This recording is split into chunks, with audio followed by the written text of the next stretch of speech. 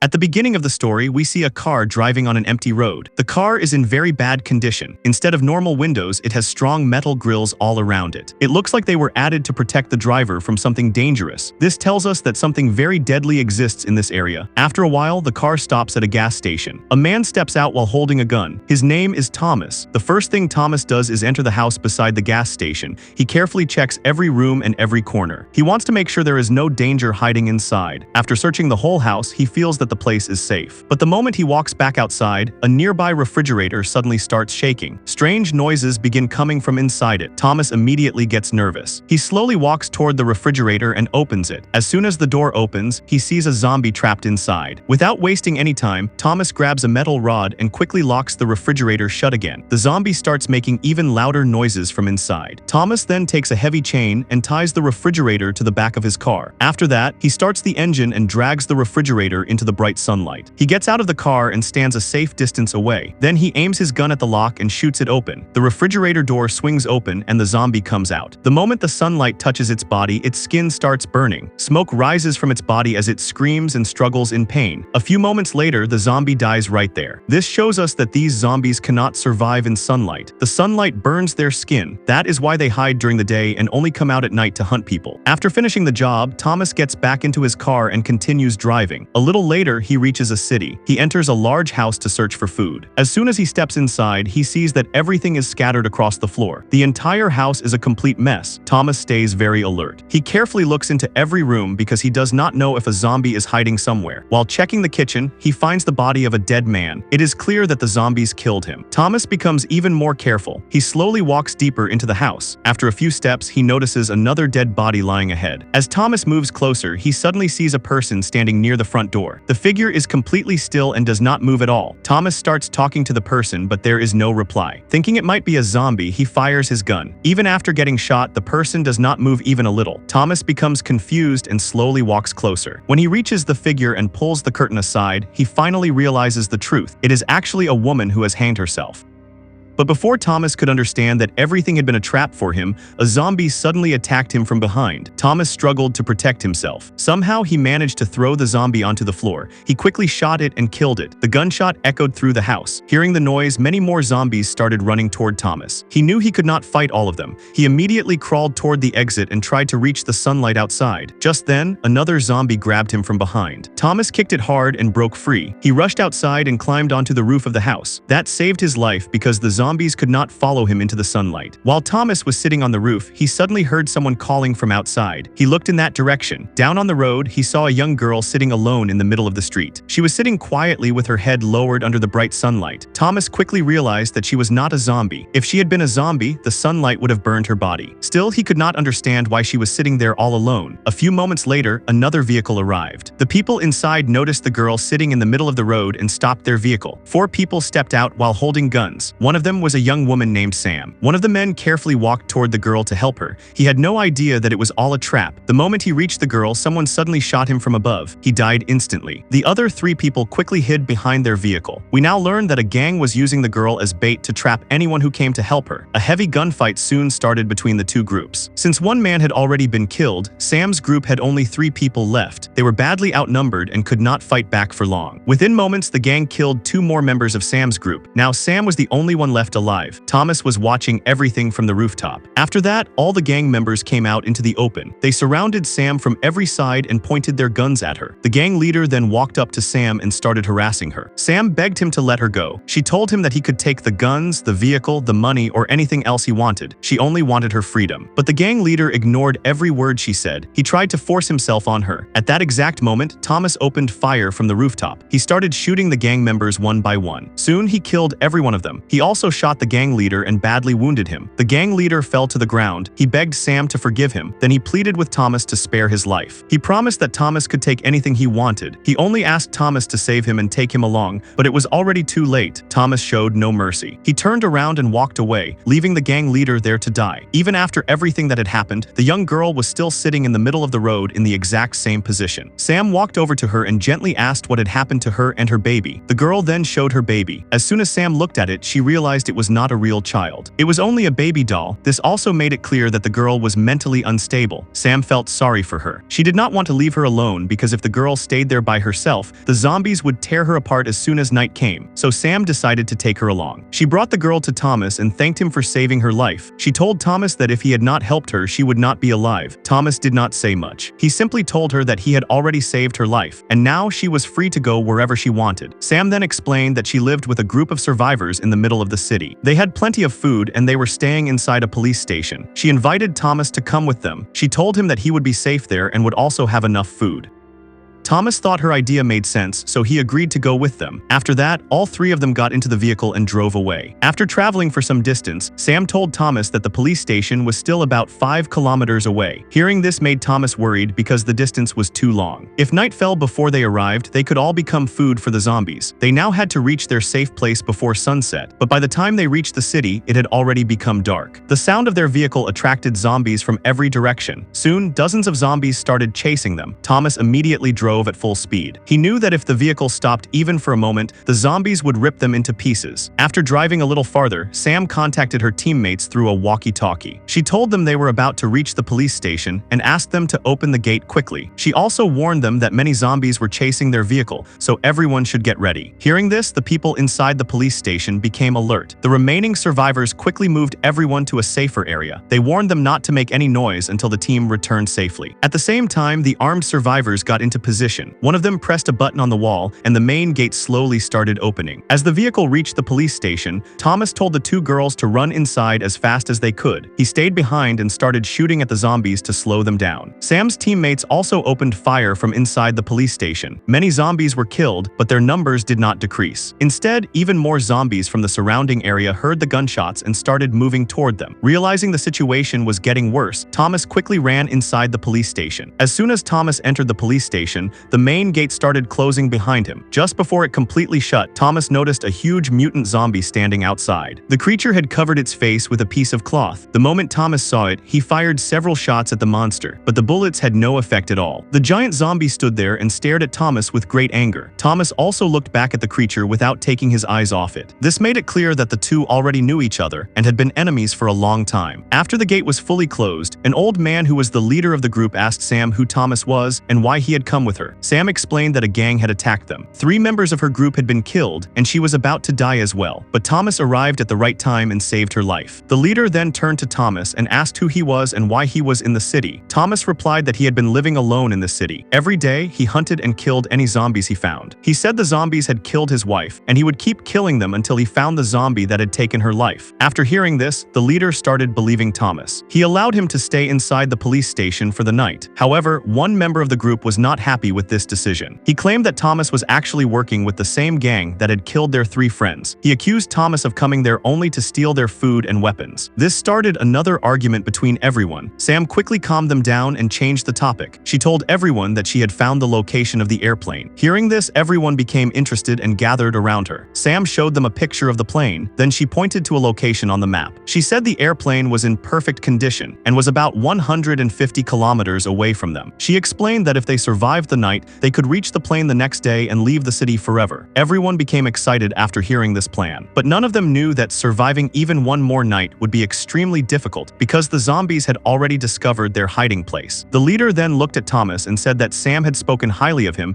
and that he appreciated Thomas for saving her life. Even so, he still did not fully trust him. He told Thomas that he could stay there for the night, but before going to sleep, he had to hand over his gun. Otherwise, he would have to leave. Thomas refused to give up his weapon. At that moment, Sam walked over to him and quietly asked him to trust them. She promised that he would get his gun back the next morning. Thomas finally agreed because of Sam. He handed over his gun to the group. After that, the leader's son took Thomas to show him where he would sleep. On the way, Thomas noticed several people locked inside prison cells. They were actually survivors who had managed to escape from the zombies. The leader's son then told Thomas not to take his father's words personally. He explained that his father was not a bad man. He was only trying to protect everyone because he did not want to risk the lives of the survivors by trusting a stranger. He also said that he had already lost one of his brothers because of the zombies. Thomas then told him that he had seen a huge mutant zombie outside. He explained that this monster controlled all the other zombies and that every zombie followed its orders. The leader's son replied that the creature was the zombie leader. He said it was extremely smart and very powerful. Every zombie feared it and obeyed its commands. He also explained that the zombie leader had taken over a large hotel not far from there. All the zombies stayed inside that hotel during the day. They slept there until sunset. As soon as night came, they came out to hunt people. He then warned Thomas that they would have to leave this place very soon. Before today, the zombies did not know where they were hiding. But after Thomas arrived, the zombies had discovered their location. Because of that, they would most likely attack the police station by tomorrow night. After saying this, the leader's son locked Thomas inside a prison cell, and Thomas went to sleep.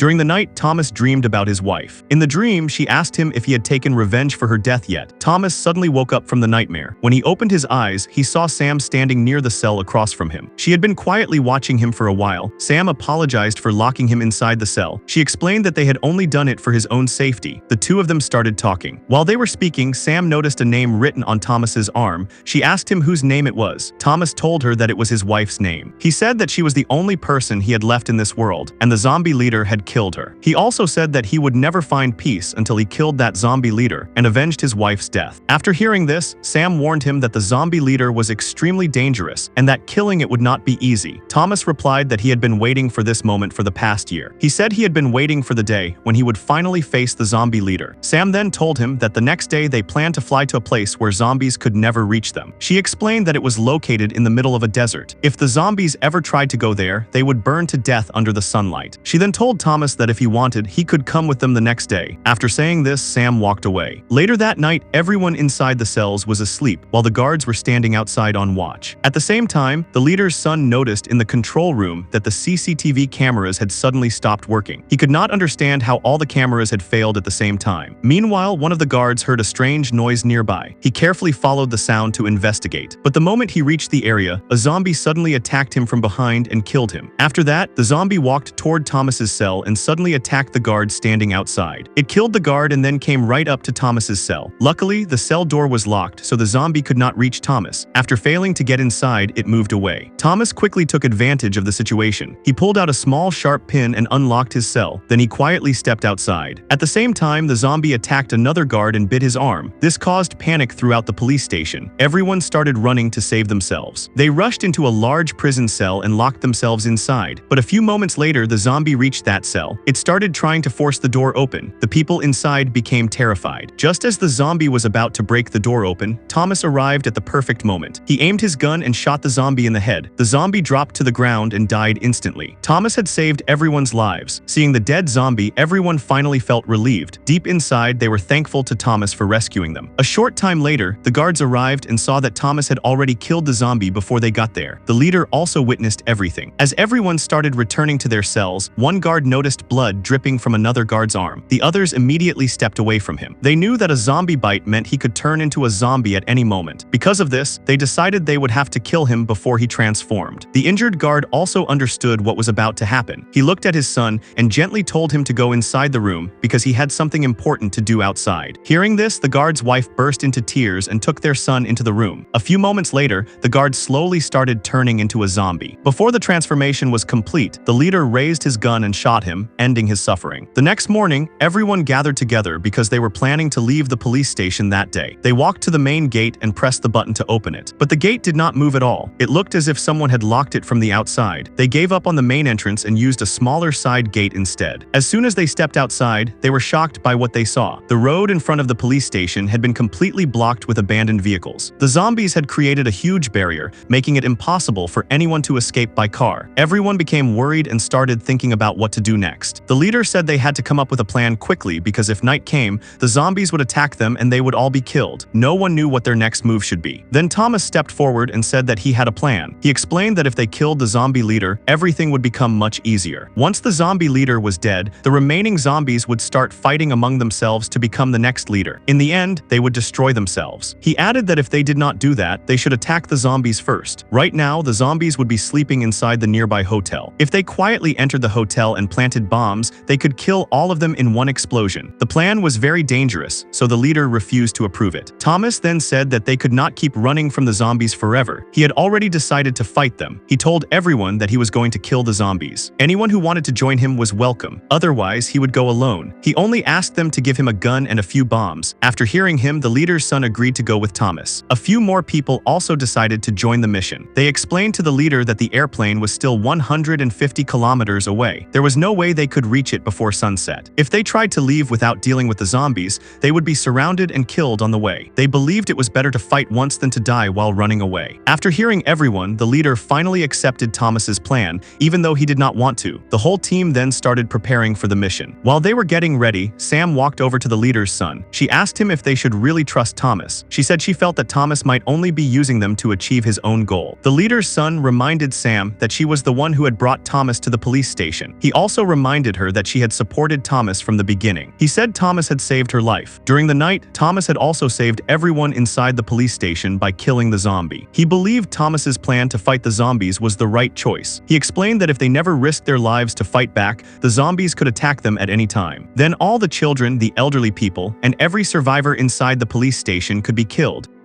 Soon, all the preparations were complete. The survivors divided themselves into 3 groups. One group stayed behind at the police station to protect the people who remained there. The second group went out to search for working vehicles so everyone could escape after the mission was over. The third group headed toward the hotel where the zombies were hiding. Thomas, the leader's son, and several other survivors were part of this team. After some time, they finally reached the hotel. Everyone moved forward very carefully. The entire building was covered in darkness. They switched on their flashlights and slowly searched every corner. Suddenly, they heard a strange growling sound coming from one of the rooms. They quickly pointed their flashlights inside. The sight shocked them. A zombie was feeding on a dead person. The zombie also noticed them. Without wasting a second, they opened fire and killed it. After that, they continued searching the hotel for the rest of the zombies. As they moved deeper into the building, they finally reached the basement. The moment they looked inside, they froze in shock. There were not just a few zombies sleeping there. The basement was packed with countless sleeping zombies. Seeing the basement full of zombies made everyone nervous. They knew that if even one zombie woke up because of a small sound, they would all be torn apart. But there was one advantage. All the zombies were sleeping together in one large group. If they could place bombs around them, they could destroy all the zombies in a single explosion. The problem was that the mission was extremely dangerous. No one wanted to walk through the middle of the sleeping zombies to place the bombs. Then one brave soldier stepped forward. He decided to risk his life for everyone. He picked up the bombs and slowly moved ahead with very careful steps. One by one, he quietly passed several sleeping zombies. But just as he reached the middle of the group, he was about to take another step when one zombie suddenly rolled over toward his side. The soldier froze in fear. He did not move even a little because he knew that one small movement could get him killed. After standing completely still for a long time, he realized that the zombie was still in a deep sleep. He slowly lifted his foot and carefully moved forward again. After crossing a few more zombies, he finally reached the other side. He felt relieved because the hardest part was over. But his relief lasted only a few seconds. Just as he was about to place the bomb, the zombie leader suddenly appeared behind him and bit him on the neck. Seeing this, Thomas immediately fired at the zombie leader, but the monster escaped before the bullets could stop it. The sound of the gunshots woke up every zombie in the basement. As soon as the zombies opened their eyes, the team left the bombs where they were and started running toward the exit. The zombies quickly chased after them. A few moments later, they detonated the bombs they had left in the basement. The explosion killed many zombies. Even so, a large number of zombies survived and continued chasing them. During the chaos, the team became separated from each other. Thomas fought back and shot many zombies while making his way toward the rooftop. At the same time, one of their teammates entered a nearby room. He killed several zombies with his gun, but another zombie suddenly bit him. He knew he would soon turn into a zombie himself. As more zombies rushed toward him, he grabbed a grenade. He waited until the zombies came close enough. Then he sacrificed himself by blowing up the grenade, killing himself along with all the zombies around him. Meanwhile, Thomas and the leader's son kept running toward the roof. On one of the upper floors, a large group of zombies chased after them. The two fought back while trying to survive. They killed several zombies and somehow managed to reach the rooftop. The moment they stepped onto the roof, all the zombies chasing them suddenly stopped. They refused to move any farther because Thomas and the leader's son were now standing in bright sunlight. If the zombies stepped forward, they would burn to death. At that moment, Thomas spotted the zombie leader standing nearby. The monster stared at them with burning anger. Then it gave a signal to the zombies around it, ordering them to go back downstairs. Now Thomas and the leader's son had reached the rooftop, but they were trapped there. They could not find any safe way to get down. If they tried to use the stairs, the zombies would kill them. One of their teammates was carrying a rope, but he had not reached the rooftop yet. The leader's son contacted him through the walkie-talkie and asked where he was. Their teammate replied that he was on the floor just below the roof. He also said that he could not come up because a zombie had bitten him. He asked them to come and help him quickly. Going back downstairs was extremely dangerous because the zombie leader was already waiting there for them. At that moment, Thomas came up with a plan. He told the leader's son that he would stay on the rooftop and distract the zombie leader. While the zombie leader focused on him, the leader's son could quietly go downstairs and get the rope from their teammate. The leader's son liked the idea. Thomas stepped slightly away from the sunlight and stood in the dark area. Then he started shouting at the zombie leader. He called out to the monster and challenged it to come and attack him. Meanwhile, the leader's son quietly reached the floor below. He searched through several rooms until he finally found his friend, who still had the rope. But by then, his friend had already turned completely into a zombie. The leader's son carefully moved closer and tried to take the rope without making any noise. Suddenly, the zombie woke up and attacked him. At that exact moment, Thomas rushed in. He shot the zombie and saved the leader's son. After that, the two grabbed the rope and quickly returned to the rooftop. They tied the rope and got ready to climb down, but then the leader's son noticed blood coming from his hand. He immediately realized that the zombie had bitten him during the struggle. Thomas also saw the bite. The leader's son knew what would happen next. He looked at Thomas and told him to kill him before he became a danger to everyone else. Thomas did not want to do it, but he knew there was no other choice. With great sadness, he shot the leader's son.